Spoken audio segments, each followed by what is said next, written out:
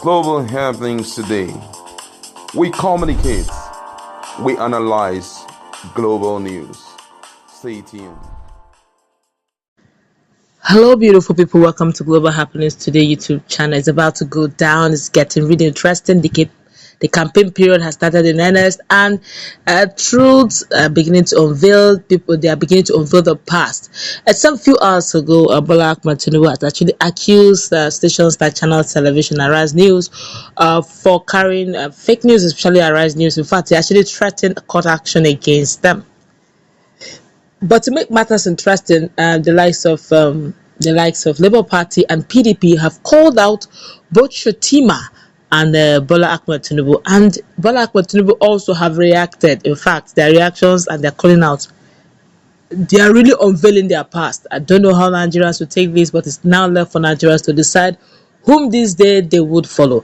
Let us find out what Tinubu is telling Atiku Abubakar. Before we go into the newspaper, let's subscribe to our channel by clicking on the red subscribe button. Beside it, you see a bell notification icon. Please go ahead, click on it to get notified as soon as you update our channel on YouTube. Well, PDP believes that there's a lot of burden on the person of Bola Ahmed Tinubu, that he needs to cleanse himself from it, purge himself from it, redeem himself from the so many allegations over his alleged drug deal that went down in United States, Chicago in particular. Well, this is what Bola Ahmed have to say. Then we'll look at what Labour Party is telling Shotima.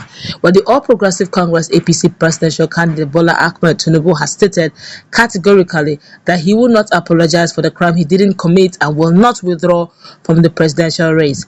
Report has it that Tinubu was reacting to the call made by the opposition People's Democratic Party (PDP) as at Sunday that he should step down from the race over the forfeiture of the funds to the United States government. According to the PDP spokesman Dapo Ologunagba, the APC candidate was no longer eligible to contest at the 2023 election on account of his purported indictment and the forfeiture of $460,000 to the United States government. In a swift response to the call in a post via his social media handle on Sunday night, the Director Media and Publicity of the APC Presidential Campaign Council, Bayo Onanuga, described the PDP and its flag bearer Atiku Abubakar as jokers.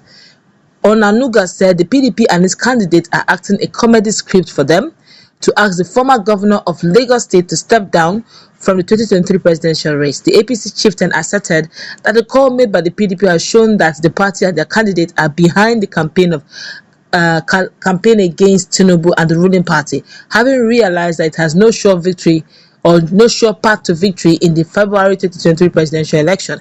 He, however, said the move by the PDP to stop APC candidates from contesting the 2023 presidential election will fail, adding that Tinubu will win the election, retire Atiku to Dubai, and finally stop him from perennially contesting for the presidency. He wrote, and I quote, "The fragmented and emasculated PDP turned itself into an accuser, prosecutor, and judge today, asking Asiwaju Tinubu to quit the presidential race."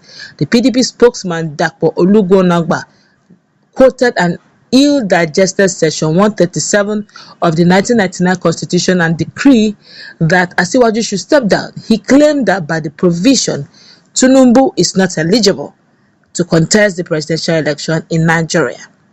His call followed the release of the 30-year-old US document its agents and media lapdogs have been spreading.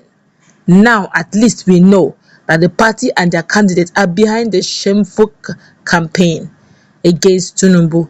Mr. Olugunagba, stop dreaming. Your party can go to court if it likes.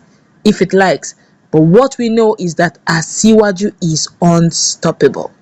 By the grace of God, he will contest the election, win it, retire Atiku to Dubai, and finally stop him from perennially chasing the elusive presidential trophy. This is insulting to say the least. I must say, for the want of time, a lot of Nigerians have been reacting to this.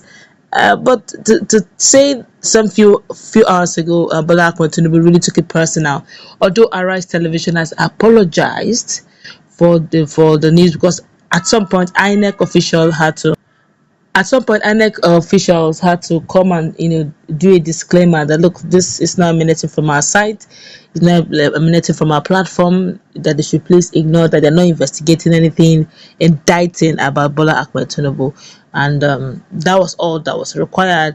PDP APC started blowing very hot. Nigerians were reacting, and of course, Asiwaju got really vexed. He's insisting that he will sue channels and Arise Television.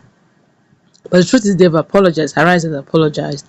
I think that should move on. But then, as if that matter we are still actually battling on that matter. PDP say, look, do the honorable thing. You have a burden. This whole indictments, documents against you, you have not been able to cleanse it. Or even though the person of Kiamo, Festus Kiamo, tried to do a bit of a job on it by trying to exonerate Bola Ahmed Tinubu, but there seem to be here and there some small little holes here that's not adding up, and hence people, the likes of PDP, the likes of even Labour Party, believes that it's actually upon the presidential candidate and the APC, the ruling party, to look into this matter. If such heavy indictment, heavy allegation against a presidential candidate, they believe that INEC really should be upping their game, should be at top of the job by investigating this matter, find out how thorough it is. If there's an indictment, some people will say there is no smoke without fire. So if there is a fire, if there's a smoke, that means there's somewhere along the line something is fishy. I believe this whole thing is not about a Milocon. It's not about one person. It's not about parties. It's about Nigerians, millions and millions of Nigerians out there, and it do not all go well if the person really in Nigeria is someone that other countries can actually use one or two documents against him, and that could be a strong point for blackmail. But then again, Bola Asiwaju is insisting that matter he cannot apologize over a crime he never committed. He cannot apologize over an allegation that never happened.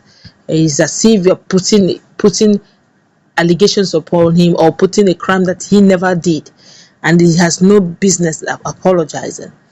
But the funny thing about someone like Asiwaju is the fact that he really doesn't explain things to people. He just does what he wants to do and really doesn't care, really. For someone that would tell his followers and ardent supporters that anybody who demands and asks you for change, just tell them politely, but sorry, but I want to be polite, shut up. Is that the person that will also take his time and explain? It's not even, if you ask me personally, for the respect of Nigerians, which I feel he should have, he should come out and do what we call press release. It's not something that Keyamo should be doing for him. It's not something that his other DG spokes campaign members should be doing for him. He's the principal, he's the one indicted, or he's the one allegedly being called out. I feel that he should make a press release to that effect.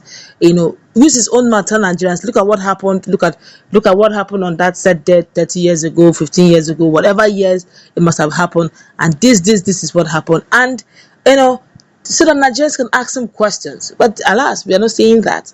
Well, Nigerians will need to vote wisely on this. That's what we're going to wrap it up. Let's meet in our comment section. What's the take on what is going on and the fact that Asiwaju is hell-bent on going ahead because he has not committed any crime, according to him? Let's interact. Have a nice day.